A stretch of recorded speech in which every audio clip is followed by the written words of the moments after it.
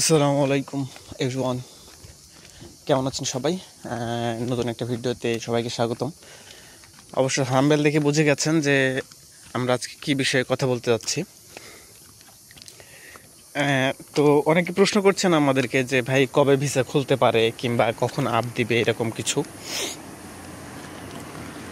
তো এ বিষয়ে ভাই আমরা বারবার একটি কথাই বলে আসছি যে আসলে কবে ভিসা খুলতে পারে এটার বিষয়ে সঠিক তথ্য আমাদের কাছে নাই, বা কখন আপ দিবে এটার বিষয়ে আমাদের কাছে সঠিক তথ্য নাই। হ্যাঁ, যেটা আপনাদেরকে আমরা বারবার বলেছি, কমেন্টসের মাধ্যমে বলেছি, অনেকে হয়তো জানেন। যারা কমেন্টস করছেন এরকম, তাদের জন্য আর কি এই ভিডিওটা আজকের, যে কবে ভিসা খুলতে পারে। তবে ভিসা বন্ধ হওয়ার পিছনে যে আমরা বাংলাদেশিরাই দায়ী।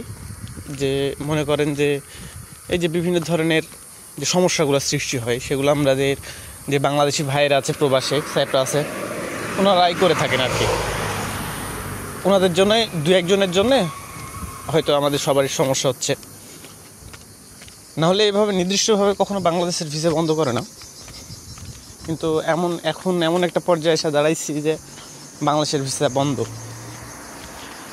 তো যারা বর্তমানে সাইপ্রাসে আছেন বা আসতে যাচ্ছেন, তাদেরকে আমি অবশ্যই বলবো যে আপনারা কখনো এরকম ব্যবহার বা আচরণ করবেন না, যাতে আপনার জন্য আমাদের সবার সমস্যা হয় বা ক্ষতি হয়।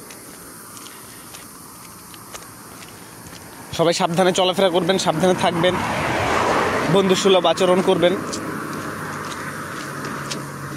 একজনের জন্য সকলের আর কি সমস্যার সৃষ্টি হয়।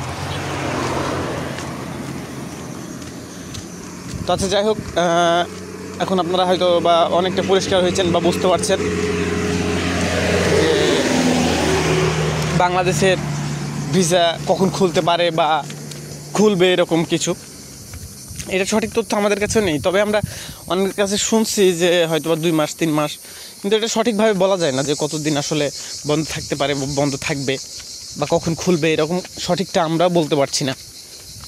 যাই হোক, এই নিউজটার জন্য আর কি ভিডিও করা।